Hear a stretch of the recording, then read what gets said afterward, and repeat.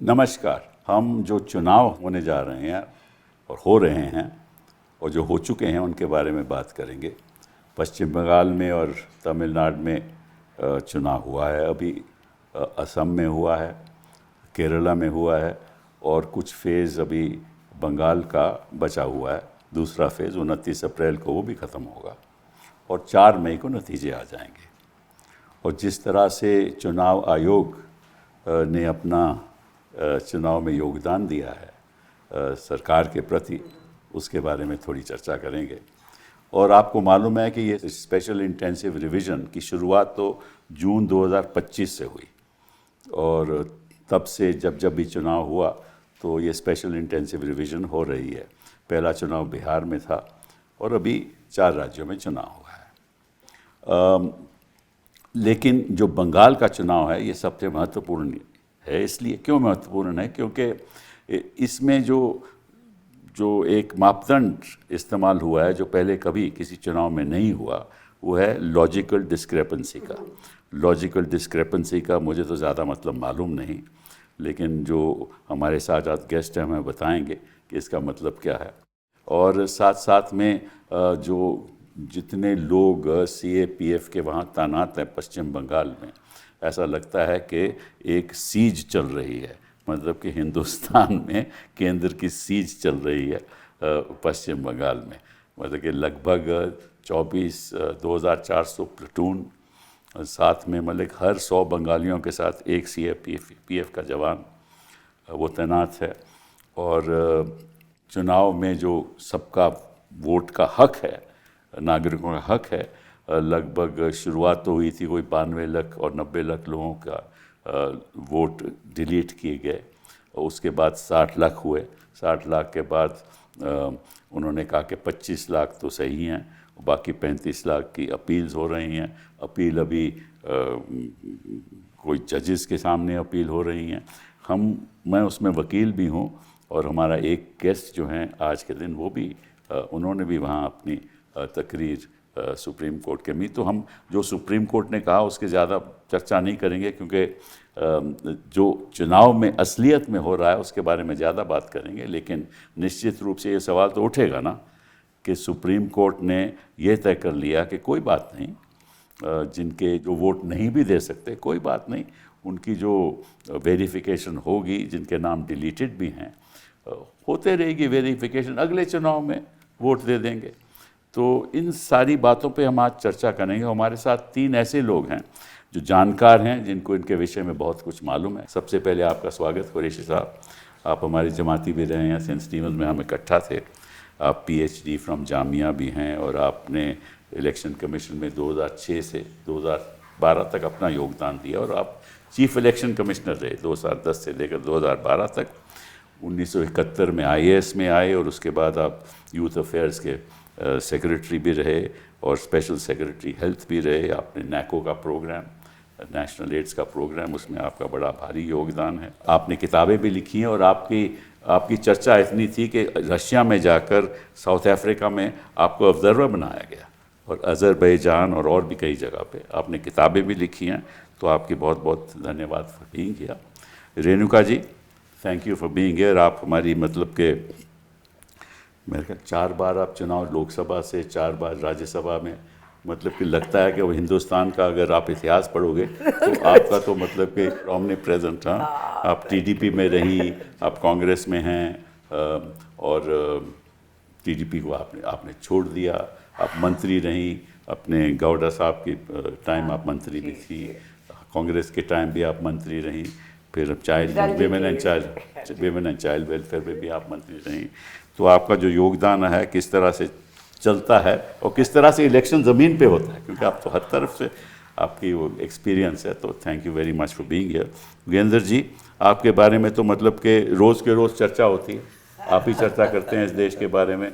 आप किसानों से जुड़े हुए हैं, ज़मीन के लोगों से जुड़े हुए हैं और जितना योगदान आपने किसान मूवमेंट में दिया शायद ही किसी और ने दिया। और सिफोलॉजिस्ट भी हैं। आपकी बात जब आप बोलते हैं ना कि ऐसा मेरा अनुमान है, ये इश्यूज़ हैं, तो लोग बड़े हिंदुस्तान से ध्यान से सुनते हैं। और आपने हमारे साथ भी काम कर रखा है। हाँ, NCERT की किताबें ऑन पॉलिटिकल साइंस उसका आपका बड़ा योगदान रहा। और आप senior fellow of the centre for study of developing societies के आप सीनियर फेलो रहे, founder of Lokniti research programme, comparative democracy, आपकी पब्लिकेशंस ही हैं आपकी, और आपको अवार्ड्स भी मिल चुके हैं। और आपने मेरे ख्याल थोड़ी गलती की अपनी ज़िंदगी में, आम आदमी पार्टी ज्वाइन कर ऐसा आपको लगता है? आपको एहसास हो गया कि भैया आपकी असली जगह वहाँ नहीं है। हाँ? और जिस तरह से आज के दिन आम आदमी पार्टी में हो रहा है, ऐसा लगता है कि हिंदुस्तान की राजनीति में इतनी गिरावट आ चुकी है कि लोग भी अब ये सोचने लगे हैं कि क्या ऐसा लोकतंत्र का सपना हमारे सेनानियों ने देखा था जब ये लोकतंत्र बना। तो सबसे पहले कुरैशी साहब आपसे पूछता, thank you very much for being here, आपसे पूछता हूँ कि ये लॉजिकल डिस्क्रिपेंसीज है क्या चीज़? ये हमने तो कभी नहीं सुनी थी, न कभी इसका इस्तेमाल किया।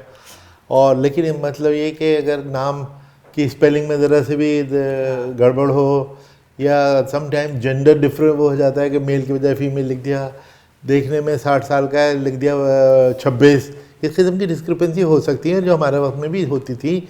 हमारी इंस्ट्रक्शन डिफरेंट थी, कोई रह न जाए तो हमारी इंस्ट्रक्शन तो स्टाफ थी कि भाई ये छोटी मोटी गलतियां जो दिखाई दे रही हैं, so long as you know कि दिस गाइस ये यही है, कुरैशी यही है, और वहाँ पे पॉलिटिकल पार्टी के एजेंट्स भी बैठे हुए, वो भी जानते हैं, इलेक्टोरल पे फ़ोटो भी है। तो जहाँ पे कोई मिस्टेक, इस किस्म की मिस्टेक हो तो उसको इग्नोर करके, कि किसी को आपको लौटाना ना पड़े, बल्कि उसकी मिस्टेक इग्नोर करके ले लो। यहाँ इन्होंने लॉजिकल डिस्क्रिपेंसी वगैरह ये करके आर्टिफिशियल इंटेलिजेंस का बड़ा, मैं समझता हूँ, हाफ बेक्ड इस्तेमाल, कि जो वो तो मेरे नाम की स्पेलिंग 10 तरीके से लिखी जा सकती है, तो कंप्यूटर तो 9 जगह तो मेरे नाम के स्पेलिंग को रिजेक्ट कर देगा, सिर्फ एक को मानेगा। चौधरी, ये मोहम्मद, इतनी स्पेलिंग इसकी होती है, तो वो तो लॉजिकल डिस्क्रिपेंसी में कंप्यूटर तो उस लिहाज से बेवकूफ़ होता है, उसमें तो जितने जो कुछ फिट करो उसके मुताबिक चलता है, ये सबको एक्सक्लूड कर देगा। अब एक तरफ तो इलेक्शन कमीशन का पिछले 20 साल से स्लोगन है कि inclusive democracy and not one voter to be left behind, not one. यहाँ मिलियंस को ऐसे जैसे बिल्कुल कोई चैरिटी दी जा रही है कि इलेक्शन कमीशन खैरात दे रही है आपको, अगर आपको इलेक्टोरल रोल पर रजिस्टर कर रही है, ना आपका राइट तो नहीं। जबकि कॉन्स्टिट्यूशनल गारंटी है, आर्टिकल 326 से इन्होंने सारी अपनी प्रेस कॉन्फ्रेंस कोट की थी, लेकिन उसी में लिखा है कि all of us shall be registered as voters. तो रजिस्टर होना, इंक्लूसिव होना तो कॉन्स्टिट्यूशनल रिक्वायरमेंट है। और ये कि था हम तो प्योरिटी ऑफ रोल के लिए कर रहे हैं, प्योरिटी ऑफ रोल हम 70 साल से हम सब भी वही कर रहे थे, लेकिन उसका तरीका दूसरा था। हम भी क्या करते थे, समरी रिवीजन, और जो 20 साल पहले इलेक्शन कमीशन ने फैसला लिया कि अब इंटेंसिव रिवीजन जो है, या केवल तो ये SIR न कॉन्स्टिट्यूशन में है, न रिप्रेजेंटेशन ऑफ पीपल एक्ट में है, न रजिस्ट्रेशन ऑफ वोटर्स रूल 1960 में। रिप्रेजेंटेटिव पीपल एक्ट तो है ना, section 23 representation of people act नहीं, उसमें जो है ना कि स्पेशल इंटेंसिव रिवीजन नहीं है, स्पेशल नहीं है, बट इंटेंसिव रिवीजन। और उसमें भी क्या लिखा है कि intensive revision could be done, ये स्पेशल तो बीजेपी के लिए है। हाँ, कि इंटेंसिव इसमें कि intensive could be done in a constitution और पार्ट ऑफ द कॉन्स्टिट्यूशन। उसकी लॉजिक जो हम समझते थे वो डिफरेंट थी। ये हुआ कि कहीं जैसे फ्लड आ गया, तो उस फ्लड में सारा रिकॉर्ड बह गया, तो वहाँ तो हमें नए सिरे से करना पड़ेगा। अब पूरे देश का हम नए सिरे से करेंगे। जब यहाँ भी तो फ्लड, बांग्लादेशियों का फ्लड आ चुका है ना, ये वो देखिए। अच्छा, इसमें जो मैं कहने की बात है कि जो इलेक्टोरल रोल को 99% एक्यूरेसी थे, क्योंकि डिजिटल हो गए, ये 20 साल पहले फैसला हो गया था कि डिजिटल हो गए, समरी रिवीजन से अपडेट करते रहेंगे। जो 30 साल की कोशिश से 99% एक्यूरेसी पे आया, वो 30 दिन में ये लोग कर लेंगे या 3 महीने में कर लेंगे, ये क्या बात हो रही है, मेरी तो नहीं समझ में आती। तो यू थिंक कि भाई ये सारा जो बनाया गया ढांचा, ये SIR का, ये इसका मकसद क्या था आपके हिसाब से? भाई इसका मकसद तो ये कि इंक्लूजन के बजाय एक्सक्लूजन वाज। तो फायदा किसको होगा? नहीं, अब ये मैं पॉलिटिकल स्टेटमेंट हो जाएगा, इसलिए मैं चुप रहूँगा। अच्छा, ठीक है। लेकिन इसमें 2-4 चीज़ें और भी हैं। अगर पिता का और बेटे का जो 15 साल का कम हो डिफरेंस, तो कहते हैं उसका भी नाम डिलीट हो जाएगा।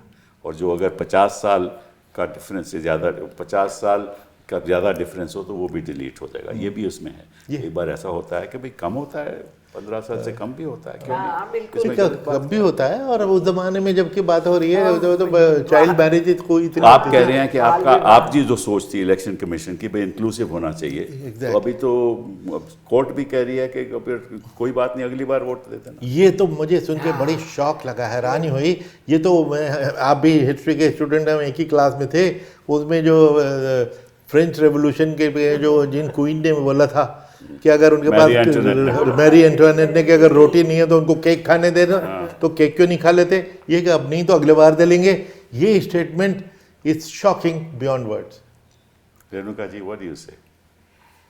As someone who goes to the voter to vote in a democracy where the fundamental principle of democracy is by the people, of the people, for the people, this is a gross violation of everything that is held and respected constitutionally.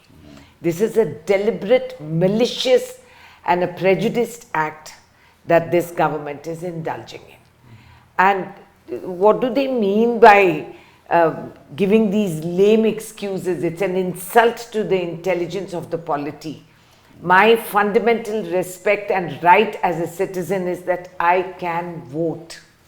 Constitutionally, women of this nation were also empowered, far ahead of supposed progressed nations, the Western world. We were given our franchise from day one.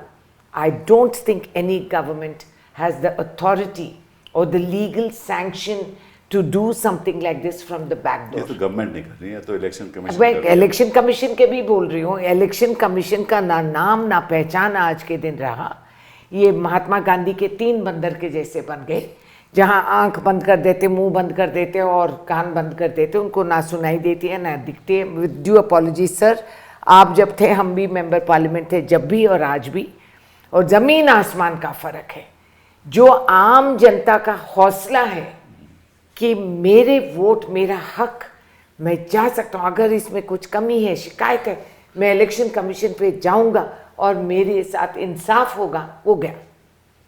अब तो लोग भटक रहे हैं इधर उधर के भाई हमारा कब भटक रहे हैं। बिल्कुल कि हमारे पास दस्तावेज हैं, पासपोर्ट है, आधार कार्ड, कभी आधार कार्ड, कभी और कार्ड, ये सब लेके आम जनता घूम रहे। And to remove that is an act of malicious intent. There is no other word that can be used. आज लोग, सैकड़ों लोग जो राह देखते हैं 5 साल, it is one of the most wonderful empowerment of the human being, of the country's citizen, कि अगर मुझे ये पसंद नहीं है, मैं मेरा वोट इनके खिलाफ देके मैं फिर भी I will win. We have removed those powers. You have subjugated the people to become beggars in front of the election commission. हम अपना वोट का हक लेके, कटोरी नहीं है तो ये लेके घूम रहे हम लोग कि भाई दे दे हमारा vote they they. And I think that they don't realize this government because, and the election commission, they've turned rogue. I have no hesitation to say. हम कहते हैं man animal conflict किसानों के इसमें, मगर ये क्या है? Man and man, citizen and governance conflict चल रहा है। And who supports the citizen? What happens to the common man who wants to go and vote? It is your right and I think this has been a repeat offence sir. ये हम देखते आ रहे हैं इतने दिनों में, हर राज्य में लाखों लोगों को रातों रात उनको कह दिया गया है कि आपका वोट नहीं है। ये जो क्या लॉजिकल, इसमें कौन सी लॉजिक है? Most illogical and most imagined way. कुछ लोग कहते हैं कि लॉजिकल डिस्क्रिपेंसी तो चीफ इलेक्शन कमिश्नर है, तो he is a logical discrepancy. तो इसीलिए तो इतना अच्छा नाम और माहौल है कि सारा पार्लियामेंट ने दस्तखत दी थी कि रिमूव है। एक बात मैं ऐड करना चाहूँगा इसमें कि इसमें सिर्फ लाखों वोटर ही नहीं डिलीट हुए, जो डिलीट हो गए उनका इलेक्शन लड़ने का जो राइट था वो भी खत्म हो गया। हाँ, शाबाश। जेल में होते हुए आप इलेक्शन लड़ सकते हैं, लेकिन ये लाखों लोग जो निकाल दिए गए और आहिस्ता आहिस्ता बाद में अपील में आ भी रहे हैं, आप देख रहे हैं, लेकिन इनको इलेक्शन लड़ने का राइट भी छीन लिया। ऐसा भी तो उदाहरण है कि एक कैंडिडेट था, उसका नाम नहीं था, तो फिर सुप्रीम कोर्ट ने ऑर्डर दिया। अब ये इतने लाखों में एक सुप्रीम कोर्ट के ऑर्डर पहुंच सकता है कौन सा बड़ा बेचारा रिलीफ है? होगा। अच्छा, मैं योगेंद्र जी, आपने शुरुआत से, मेरे ख्याल जून से अब तक आप इसका लड़ाई लड़ रहे हैं, संघर्ष कर रहे हैं। आप जमीनी हालत हमें बताइए। सर, पहले मैं आंकड़ों से शुरुआत करता हूँ, ठीक। Because let's start with absolutely bare simple facts about Bengal. Election commission हमें कहता है कि देखो, बंगाल के वोटर लिस्ट में कुछ गड़बड़ थी, और बेसिकली वो आपको फॉर्मली नहीं कहते, मगर बीजेपी के लोग आपको कहते हैं देखो, बंगाल की वोटर लिस्ट इन्फ्लेटेड थी, इलेक्शन से पहले इन्होंने बड़े नाम इंसर्ट करवा दिए थे और डिलीशन करने को तैयार नहीं थे, हमें तो कुछ अनयूजुअल करना था। So the claim is that there is something extraordinary in Bengal's list. Let me present 4 logical fallacies of election commission's claims. पहले ये देखिए कि एसआईआर से पहले बंगाल की वोटर लिस्ट में कितने नाम थे? 8 करोड़ 66 लाख, 8 crore 66 lakhs.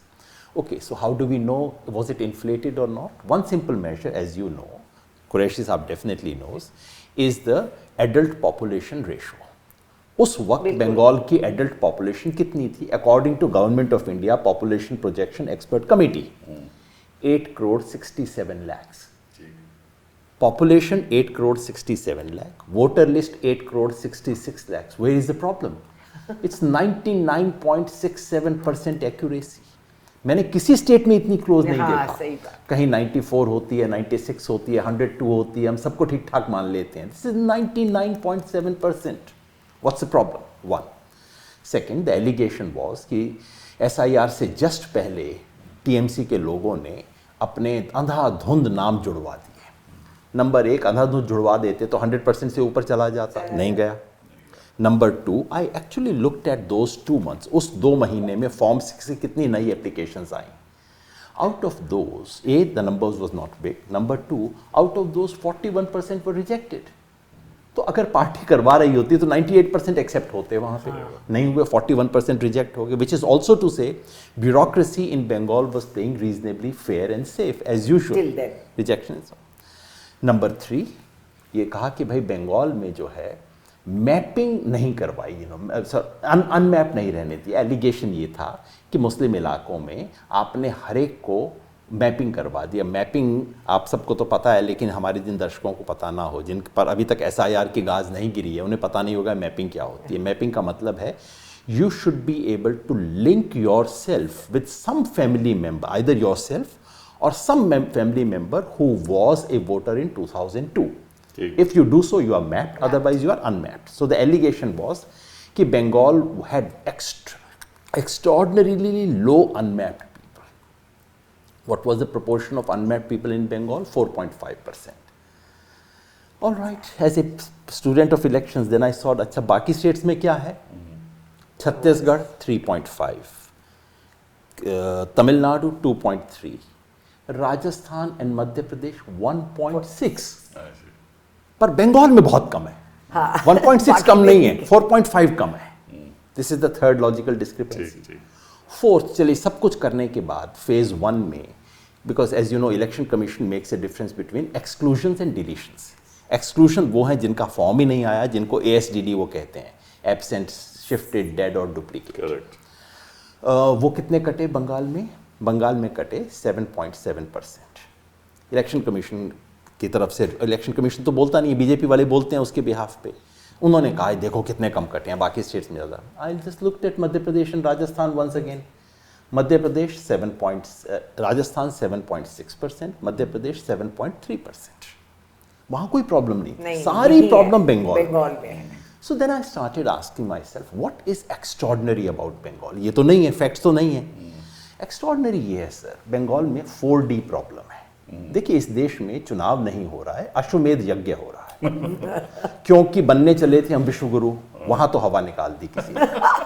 तो अब आप बने चलिए साहब, देश में चक्रवर्ती तो बन जाए, यहाँ तो कोई रोकने वाला नहीं है। देश में चक्रवर्ती बनने के लिए आपको अश्वमेध यज्ञ करना पड़ेगा, और घोड़े को बंगाल में पकड़ लिया। घोड़ा बंगाल में पकड़ा गया, तो अब आपको घोड़ा छुड़वाना है, तो यज्ञ करने के लिए वो तो करना पड़ेगा। और वहाँ आपकी 4D प्रॉब्लम है। What is 4D problem? BJP is desperate about Bengal. Desperate, सिर्फ जीतना इच्छा, डिजायर नहीं है, डेस्परेशन। सही बात, सही बात। Second is that their organization has deteriorated after Lok Sabha election. In fact, अच्छी performance पहले थी, उसके बाद विधानसभा के बाद से on the way downhill. Third, you have a determined opposition. I must say, I must salute Mamata Banerjee. मतलब उस औरत को लड़ना तो आता है. हाँ, सब सही लोग बात। जाके सीखो, क्लास लो जब ममता 4 बनर्जी तारीख को रिजल्ट आएगा तो बोलेंगे लोग जीतना भी आता है। पर जो भी अब तो मतलब डिटर्मिन्ड ऑपोजिशन. और finally there is a demographic problem. BJP has a demographic problem. क्या है? बंगाल के 30% वोटर ऐसे हैं जो भूल के भी बीजेपी को तो वोट नहीं देंगे. नहीं देंगे, सही बात. सो this is a 4D problem that BJP faces in its अश्वमेध यज्ञ. जी. तो अब उसके लिए क्या करना होगा? जब यज्ञ में दिक्कत होती है तो आपको विघ्न निवारण करना होता है. विघ्न आ गया यज्ञ में. बिल्कुल. विघ्न निवारण के लिए तो बीजेपी हेडक्वार्टर में विघ्न होगा, तो विघ्न में बुलाया गया. तो पुजारी आए इलेक्शन कमीशन से, तो पुजारी हमेशा रास्ता बता देता है कि विघ्न है तो इतने दक्षिणा लेके या फलां चीज से मामला सेट हो जाएगा.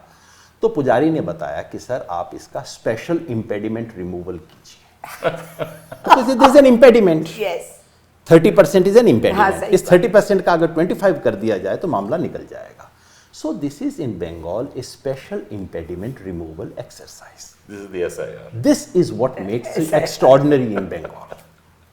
आपने बड़े Good सरल analogy. तरीके से समझा दिया कि बंगाल में हो क्या रहा है. लेकिन ये फिर CAPF की इतनी तादाद में लोग आना, ये कभी कैसे हुआ है? पहले कभी मैं पहलगाम में नहीं था. कभी आज हुआ है। कुरैशी साहब? नहीं, मुझे मैं और किस हाथ से आप फोर्सेस भेजते हो? मैं याद करने की कोशिश कर रहा था. हमने जब ऑल इंडिया इलेक्शन कराए 7 फेज में कराए, 750 कंपनी थी. अब 2500 कंपनी है बताइए, सिर्फ एक राज्य स्टेट में, में, एक राज्य में. हाँ. और 2 फेजेज में इसका मतलब है 2500 2 बार यूज होंगी. ये रोटेट की जाती हैं. तो वहाँ क्यों भेजा जा रहा है? आप अनुमान कर सकते हैं? अच्छा, उसके बाद एक आध कोई वायलेंस का केस हुआ तो गवर्नमेंट को ब्लेम किया जाए. ममता गवर्नमेंट को ब्लेम कर रहे हैं. अरे सरकार तो अब तुम्हारी चल रही है इलेक्शन कमीशन की, और इतने पैरामिलिट्री छावनी से बनी हुई है, तो उसमें अगर लॉ एंड ऑर्डर प्रॉब्लम होती है तो जिम्मेदारी आपकी है. You वो are तो accountable, बेचारे दो साइड में बैठे हुए, वो तो मार्जिनलाइज कर दिए गए. तो मतलब कि जब ऐसे फैसले होते हैं तो आपको इस पे चर्चा करते होंगे, भाई इतने भेजने चाहिए, इतने नहीं भेजने चाहिए, स्थिति क्या है, कोई ग्राउंड वर्क होता होगा. हाँ. किस हिसाब से होता है ये सब? नहीं, हम ये कहते हैं कि पहले हम sensitive and hyper sensitive booth identify करते हैं, और उनमें हमें स्केल होता है कि इसमें इतनी फोर्स लगानी है, इसमें इतनी फोर्स लगानी है. उसके लिए फिर हम होम मिनिस्ट्री को, होम सेक्रेटरी को बुलाते हैं कि भैया हमको वो फोर्स चाहिए इतने बूथ के लिए. वो अपना कोई कैलकुलेशन करके जी हम आपको 700 कंपनी 800 कंपनी इतनी दे सकते हैं. अगर 800 कंपनी से हम कवर नहीं कर सकते तो हम फेजेस डिसाइड करते हैं कि उसी फौज को दूसरी बार, तीसरी बार, 5 बार हम रोटेट करते हैं. 6-7 फेज का इलेक्शन बंगाल में होता है. एक चीज़ अच्छी की इलेक्शन कमीशन ने कि इसको सिर्फ 2 फेज में रिड्यूस कर not दिया. like last लेकिन time. उसका वजह यह है कि 800 कंपनी के बजाय इनको 2500 कंपनी मिली है. तो वो नहीं है कि फिर आपको तो जिस वजह से हम रोटेट करते थे उसकी तो फिर ज़रूरत ही नहीं रही. तो मकसद भी सिर्फ ये होता है कि हर सेंसिटिव बूथ कवर हो जाए. तो ये बताइए रेणुका जी, अभी सुना है कि दोबारा एक मोशन मूव हुआ है अगेंस्ट चीफ इलेक्शन कमिश्नर कि इनके खिलाफ इम्पीचमेंट होना चाहिए. तो पहले मोशन में तो उन्होंने कह दिया कि ये मामला बनता ही नहीं है. अब दूसरा मोशन आपका आ गया. तो विपक्ष के लोग किस सोच के साथ ये काम, उनको मालूम है तो मान्यता इसको दी नहीं जाएगी? दे या ना दे, मान्यता दी जाएगी या नहीं, मगर एक लोकतंत्र में आवाज़ बुलंद रखना ही है. और ये लोग तय करें कि ये इसमें मान्यता हो या ना हो. आम जनता को पता चल गया, अक्लमंद को इशारा काफ़ी है. और अगर ये इस प्लेटफॉर्म पे हम वी आर लुकिंग फॉर, जहाँ भी प्लेटफॉर्म मिले we have to voice it. हम हाउस में आए हैं आम आदमी का आवाज़ सुनाने. We are not there for our self interest, we are there as public representatives. We have come with a serious onerous responsibility. और अगर इनको समझ में नहीं आएगी तो समझाने का ताकत भी हमारे अब तक तो समझा नहीं पाए, क्योंकि आप दस्तावेज में तो इकट्ठा हो जाते हैं इम्पीचमेंट मोशन में, बस सड़क पे तो आप इकट्ठा नहीं होते. ये ज़रूरत है ना. That is the nature of the beast of a democracy. तो डेमोक्रेसी ऑपोजिशन को इकट्ठा होना चाहिए, नहीं होना चाहिए। आई एग्री विद दैट कि पहले हम ये देखें कि एनिमी नंबर 1 कौन है, and what is our responsibility, that we keep this democracy and we respect the constitution and we implement what we have been given. This is सबसे अहम मुद्दा है हमारे लिए। कई बार हो जाता है कि negotiations में इसमें there is a flex that happens sometimes। तो मैं ये नहीं कहूँगी कि गलतियाँ होते हैं, मगर कहीं तो इंटरेस्ट का शिफ्ट एक हो जाता है कभी कभी। नहीं, इलेक्शन में तो मैं समझ सकता हूँ कि भाई हर एक का अपना राजनीतिक दृष्टिकोण रहता है कि भाई किसी भी प्रदेश में हो, लेकिन एट ए नेशनल प्लेटफॉर्म होना चाहिए एक ऑपोजिशन का, जिसमें एक मिनिमम प्रोग्राम होना चाहिए जी। उसमें ये मुद्दे जैसे SIR के और मुद्दे, किस तरह से इलेक्शन हुआ, ये सब बातें जो, और जिस तरह से मीडिया बिहेव कर रहा है, जिस तरह से ये लोगों को डराते हैं, धमकाते हैं, तो ये सब तो एक कॉमन प्लेटफॉर्म पे होना चाहिए ना। आप ये तो बहुत ही इम्पोर्टेंट मुद्दा पे आप बोल रहे हैं। महिला बिल, जो नाम महिला बिल दिया गया और हमारे कंधों से तोप चला रहे थे डिलिमिटेशन का, उसमें देश के प्रधानमंत्री नेशनल टीवी पे आके बोले कि कोई आदमी बाहर नहीं निकल सकेगा, आप लोग निकलेंगे तो लोग आपको ये कर देंगे।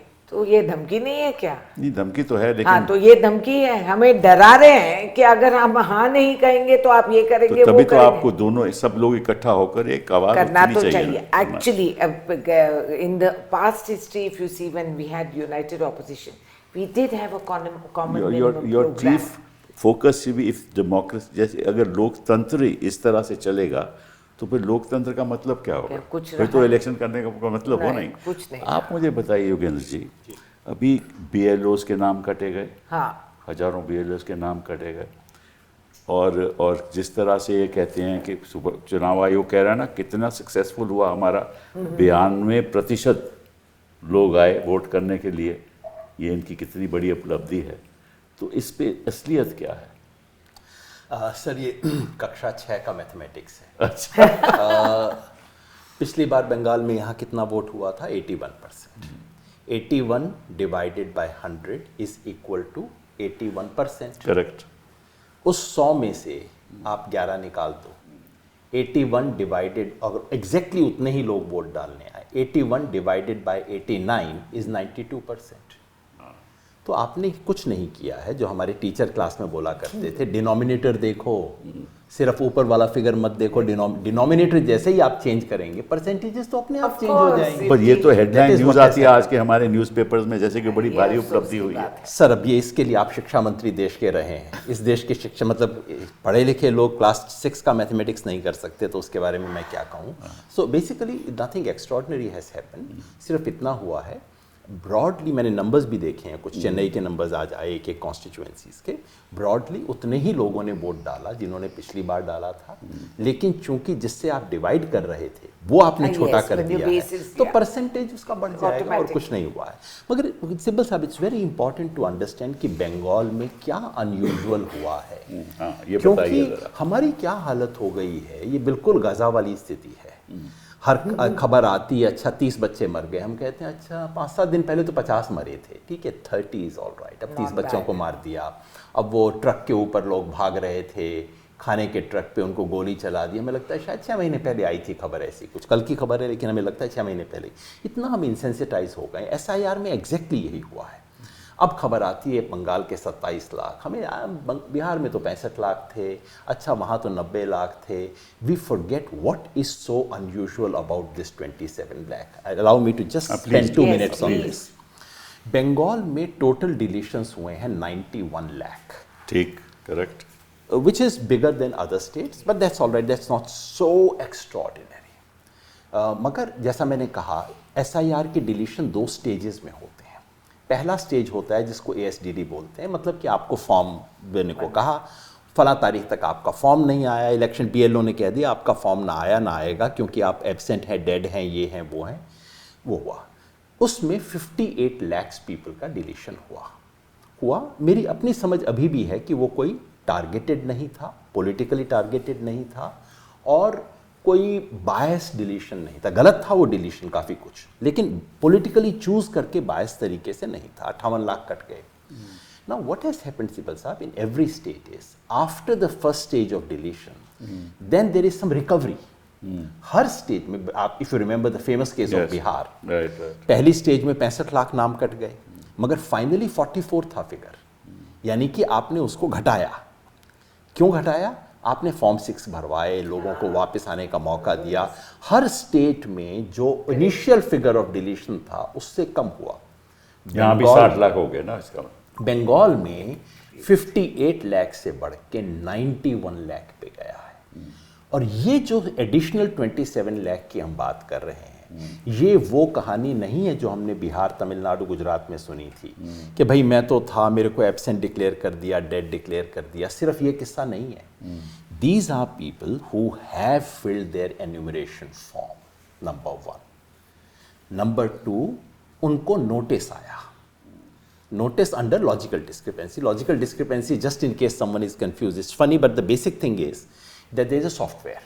सॉफ्टवेयर देखता है कि आप 2026 में लिख रहे हो कि मेरी एज 46 ईयर्स है, और आपके और आप कह रहे हो कि मेरे फादर 2002 में वोटर थे, तो सॉफ्टवेयर जाके देखता है 2002 में आपकी फादर की एज क्या रिकॉर्ड हुई थी।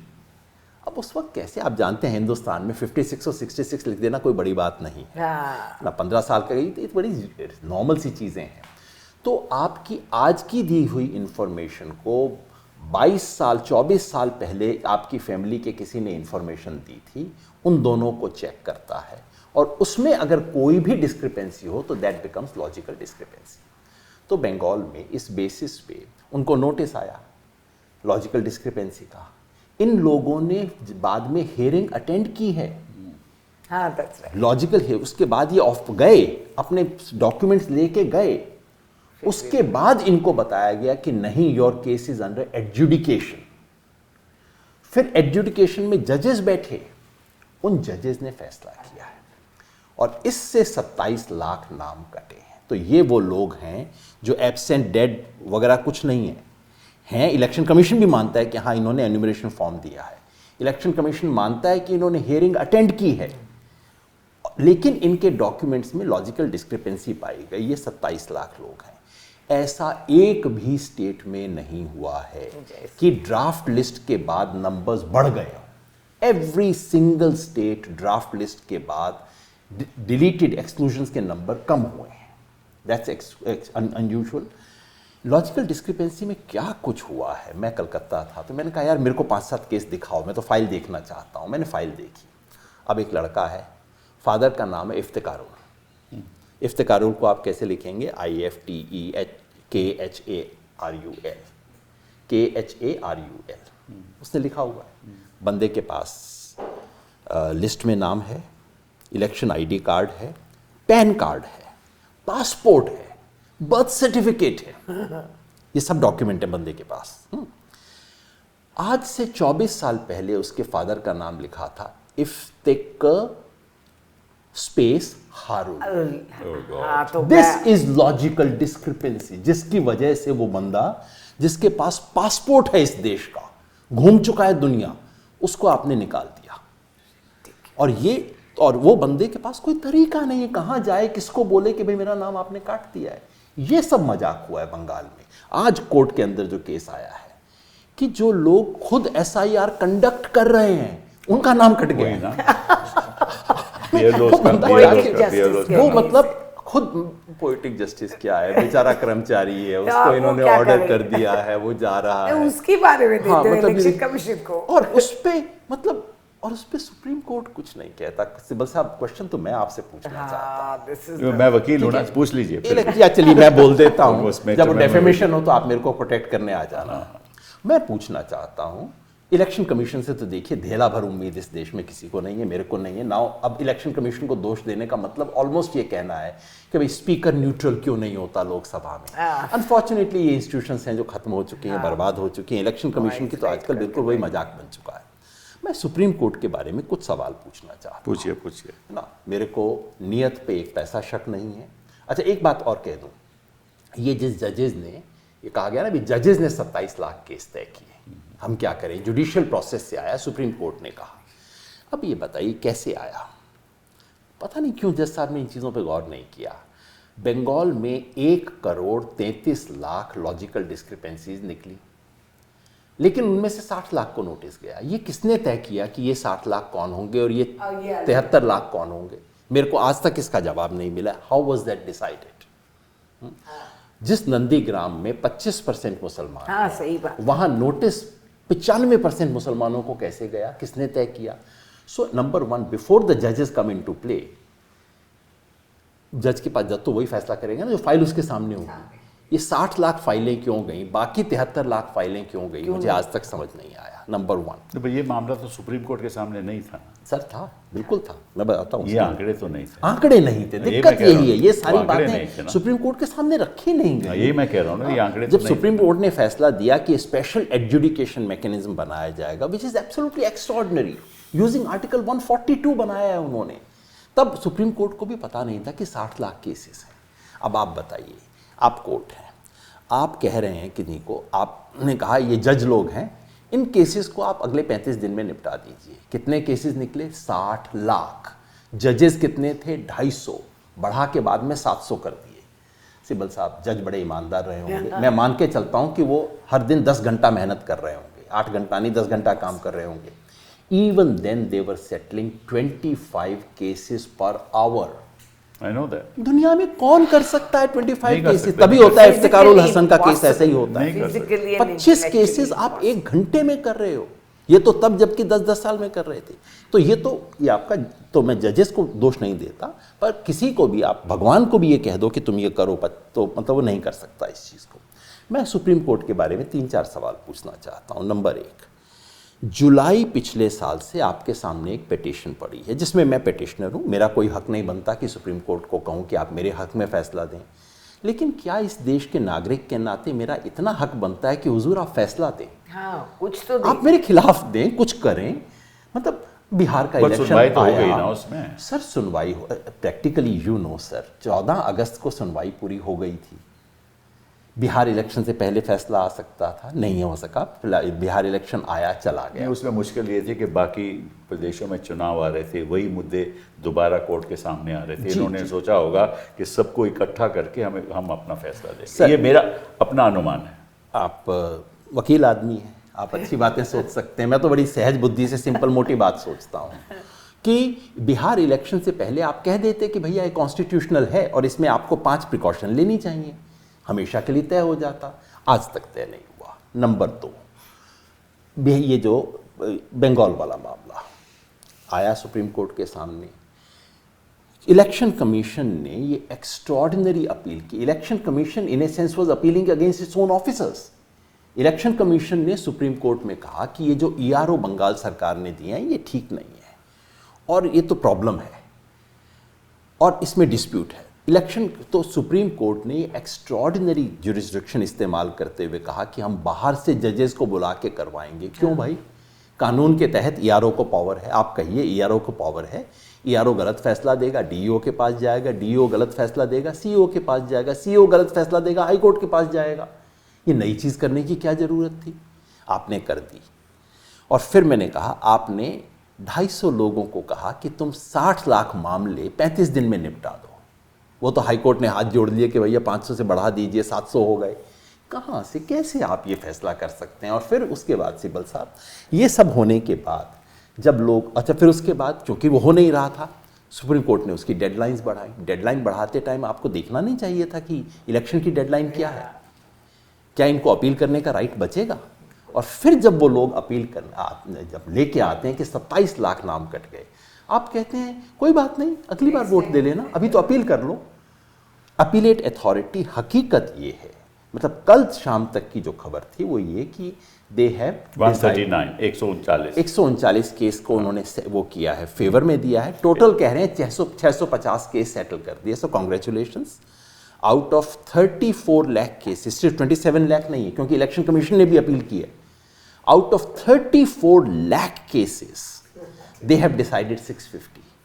Why don't we all applaud?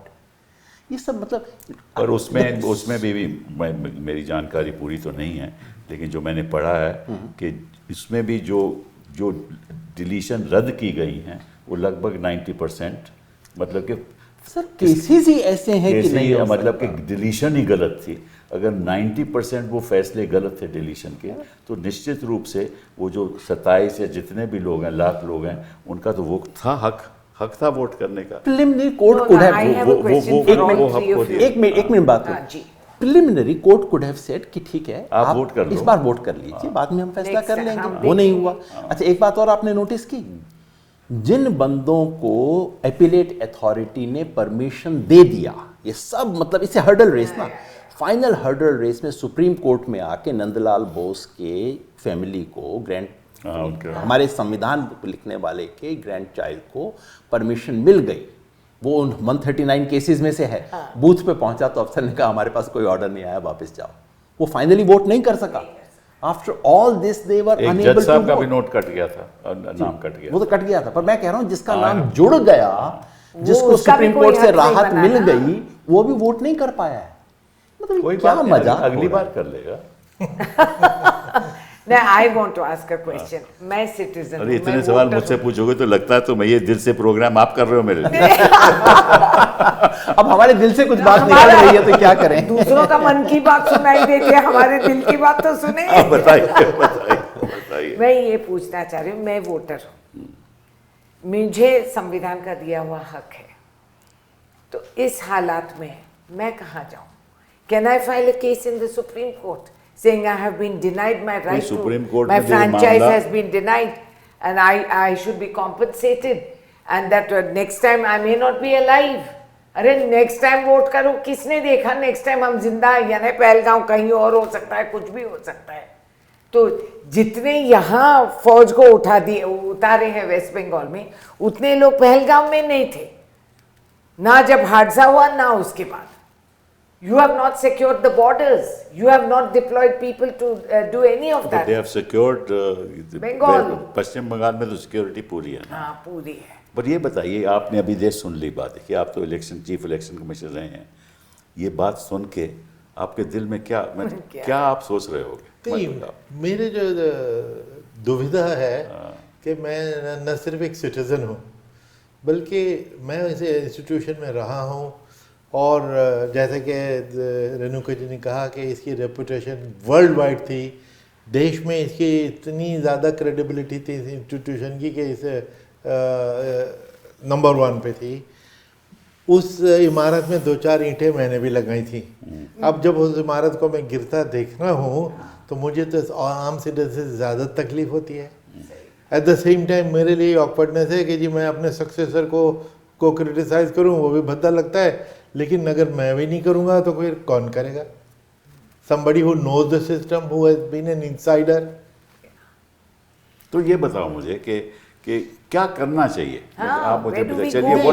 इसमें जो डिसअपॉइंटमेंट देखिए, इलेक्शन कमीशन ने तो अपने ब्रेजनली जो कुछ खेल खेलना था वो कर ही रहे हैं, लेकिन एक हमारा जो सबसे बड़ा डेमोक्रेसी का फादर और गॉडफादर सुप्रीम कोर्ट, उससे हमें मायूसी हुई। उन्होंने तो फैसिलिटेट किया है, सारा प्रोसेस कर लो। और जो इन्होंने योगेंद्र जी ने बात की कि अगर कोई डिपार्टमेंट अच्छा काम नहीं कर रहा है तो उसके जूते मार के उसी से काम लेना होता है। आप ये तो नहीं कहेंगे तू नालायक है, चल छोड़ दो, हम आके खुद कर लेंगे। कल को फिर आप किसी और डिपार्टमेंट में जाके ठीक कर दीजिए, तीसरे डिपार्टमेंट में आप ही जाके ठीक कर दीजिए। ये तो लॉजिक ही नहीं समझ में आती। मैं आपको बताऊं, मैं वकील हूं उस कोर्ट में, मैंने बहस भी की है। मैं आपको बताता हूं कि जज, मेरा अपनी सोच है कि जज क्या सोच रहे हैं। एक तरफ इलेक्शन कमीशन ये दलील करती है कि साहब ये EROs बिल्कुल गलत हैं, आप इसका कुछ कभी बदलिए, ये बिल्कुल गलत है। दूसरी तरफ हम कहते हैं कि ER बिल्कुल सही हैं, आप क्यों इसको बदल रहे हो? अब प्रॉब्लम सुप्रीम कोर्ट क्या है कि इस मामले में सुप्रीम कोर्ट क्या तय करे? सुप्रीम कोर्ट को या तो ये तय करना चाहिए कि भैया आपके जो रिप्रेजेंटेशन ऑफ पीपल्स एक्ट जो आपके जो उसी हिसाब से होना चाहिए। मैं बताता हूँ, Absolutely, but that's a नहीं, law of the that is land. the नहीं, मैं- fundamental ठीक है ना? thing. अब इलेक्शन कमीशन आपको प्रेस करे जा रही है, आप भी जानते हो, मैं भी जानता हूँ, प्रेस करे जा रही है, नहीं साहब ये गलत है, इन्होंने नाम गलत दिए हैं, ऐसा ये इलेक्शन।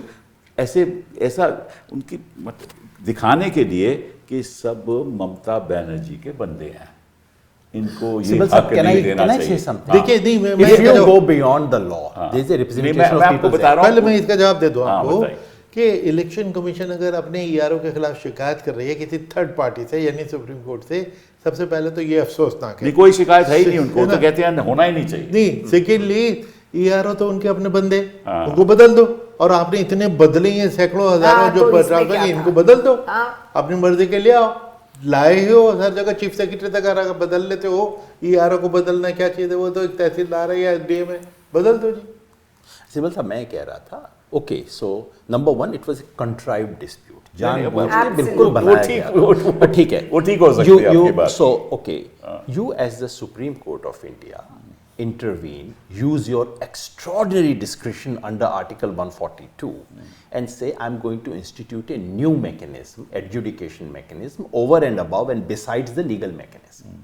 तो फिर आपकी एक एडमिनिस्ट्रेटिव ड्यूटी है कि आप देखें कि कितने केस हैं, कितने दिन हैं, कितनी फाइल हैं, क्या एसओपी होगा उसका। अगर आप उस सब में घुस रहे हो, कीचड़ में पांव दे रहे हो, तो फिर तो अब आपको ठीक से देना पड़ेगा। Then you cannot say, oh my God, I didn't know there were 60 lakh cases. I mean, you have to know how many cases. You cannot then say कि सिर्फ 250 लोगों को मैंने शुरू में क्यों अपॉइंट किया। Once you get into this administrative mess, which is not the Supreme Court's business to get into, but if you for whatever reason decide in your wisdom to get into this, then you have to own the responsibility. I agree, the court was dealing with a political mess. That's the problem. But allow me to say, and do come to my defense, that the Supreme Court has contributed to the making of this mess. हो सकता है, हो सकता है। हाँ, नहीं हुआ। मैं ये भी कह सकता हूँ। मैं आपको बताता हूँ प्रॉब्लम क्या है। हम एंड ये प्रॉब्लम एक कोर्ट की नहीं है, हिंदुस्तान की सब कोर्ट्स की है। वो प्रॉब्लम ये है कि जब सरकार उनके सामने पेश होती है, जो सरकार कहती है वो सच माना जाता है, ठीक है। जो उसकी सरकार के प्रति जो खिलाफ खड़ा हुआ है, वो जो कहता है उस पर कोई विश्वास नहीं करता। This is what Gautam Bhatia calls the rise of the ये- executive ये- court. ये That's रियलिटी what's है। हम happening. रोज जाते हैं कोर्ट में, और जो सरकार उठ के मतलब कि कोई लॉ ऑफिसर आके कह दे, वो लोग समझ और जज साहब समझते हैं कि तो बिल्कुल ठीक है। तो प्रॉब्लम है कि there is no what should I level playing field even in court. मगर ये प्रॉब्लम है, मगर सिब्बल ये साहब, इंस्टीट्यूशनल in- प्रॉब्लम in है। this case, Sibbal Saab, it was government versus government, ना?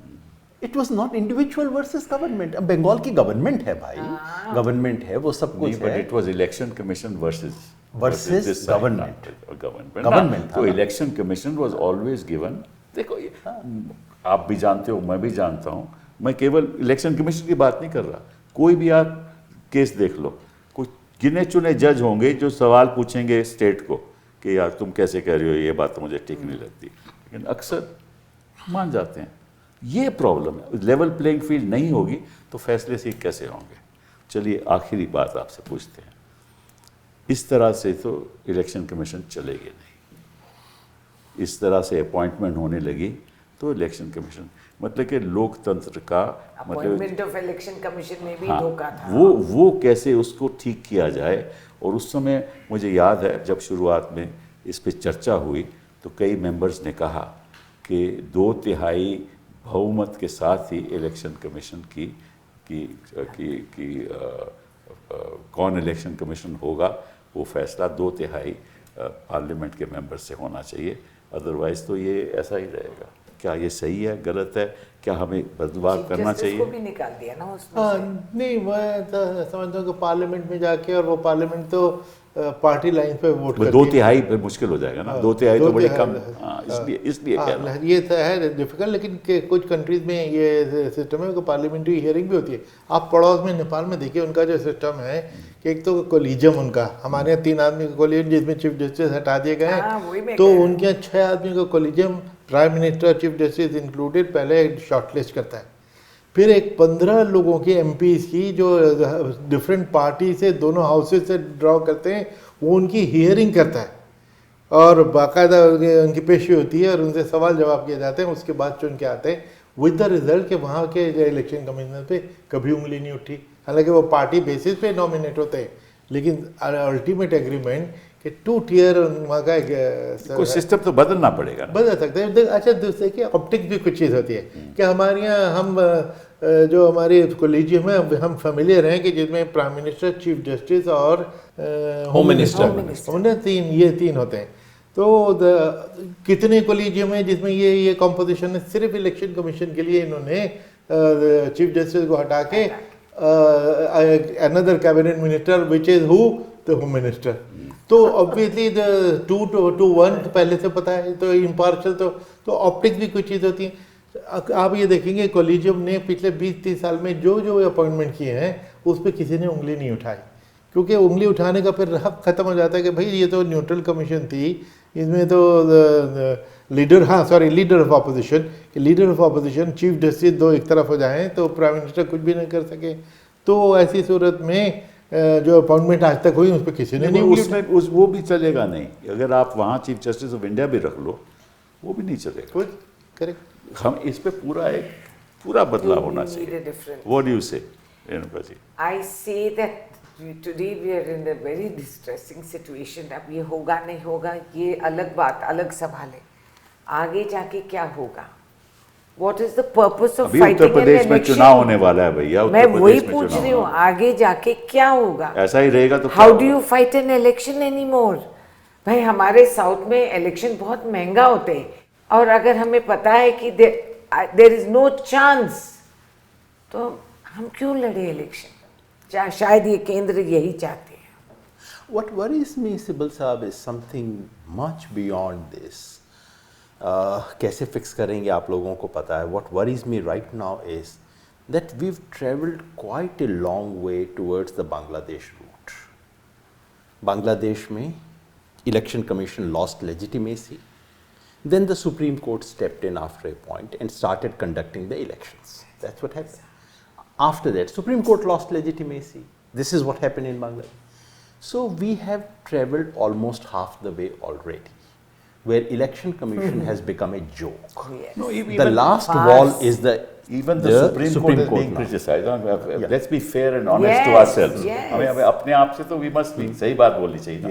सुप्रीम कोर्ट भी अभी आप चले जाओ, जनता के बीच चले जाओ, तो वकीलों के बीच चले आइए, जाओ, हो रहा है कि ये क्या हो रहा है साहब, ये क्या हो रहा है। तो ये सही नहीं है हमारे देश के लिए, लोकतंत्र के लिए, कोर्ट के लिए। सिब्बल साहब, मेरे मन में जो सवाल आ रहा है कि फिर रास्ता हमारे पास क्या बचता है? मैं वही सवाल पूछे ये जो दिक्कत इस वक्त है, बाकी सब चीज़ों में आप कहते हैं चलिए सब कुछ है, जनता वोट दे के कर लेगी, अब जनता का रास्ता बंद, चलिए कोर्ट कर देगा। अगर वो आखिरी दीवार टूट जाती है, हम क्या कह रहे हैं इस देश के अंदर? तो I shudder to think of what lies ahead for this country now. Qureshi साहब, आप कह रहे हैं कि ऑप्टिक्स भी एक चीज़ होती है। एक बात मानना पड़ेगा, आज के सरकार के लिए ये ऑप्टिक्स है वेरी ऑब्वियस, बड़ा ट्रांसपेरेंट है, दिखा रहे हैं कि हमें कोई शर्म लज्जा, कोई दीवार सीमा कुछ नहीं है। हम करेंगे जो हम सोचते हैं, हम करेंगे जो हमारी मनमानी है। आप कुछ भी कर लो, कहीं भी जाओ, हम इम्पीचमेंट कोर्ट ही बचा सकता है ना फिर। हाँ, तो यही तो फिर अगर कोर्ट नहीं बचाएगा, अब देखो मैं आपको एक साधारण सी बात बताता हूँ। एक चार्जशीट फाइल होती है, सीबीआई करती है या ईडी करता है, मैं अवे फ्रॉम दिस। जज चार्जशीट पढ़ता है और वो तो चार्जशीट में जो लिखा है, वो समझता है कि यही एविडेंस है। चार्जशीट तो केवल आरोप होता है, उस एविडेंस को मान के बेल डिनाई कर देता। ये बड़ा खतरनाक। एब्सोल्युटली। क्या बाहर के देशों में जब तक एविडेंस नहीं आए तब तक चार्जशीट फाइल नहीं होती। यहाँ चार्जशीट पहले फाइल होती है, एविडेंस बाद में बनाया जाता है और बनाया जाता है एविडेंस। ये प्रॉब्लम सिस्टम में आ चुकी है। आप सीईसी की जो भी सीईसी उठ कर करेगा वो मान लिया जाएगा। ये केवल एक उसका ओपिनियन है। कोर्ट में दोनों parties are level playing field होना चाहिए। एक की बात मान लोगे, दूसरी की बात को रद्द करोगे क्योंकि ये तो प्राइवेट सिटीजन है, ये तो अपने पक्ष में बात करेगा, जैसे सरकार अपने पक्ष में बात नहीं करती। ये प्रॉब्लम सिस्टेमिक प्रॉब्लम। वो गीत है सर, वो मझधार में नैया डोले तो माझी उसे बचाए, माझी जो नाव डुबाए उसे कौन बचाए। That is where we reached. ये देश की जनता बचाएगी, आप जैसी आवाजें बचाएंगी और बचाना पड़ेगा क्योंकि लोकतंत्र खतरे में है। बहुत बहुत धन्यवाद।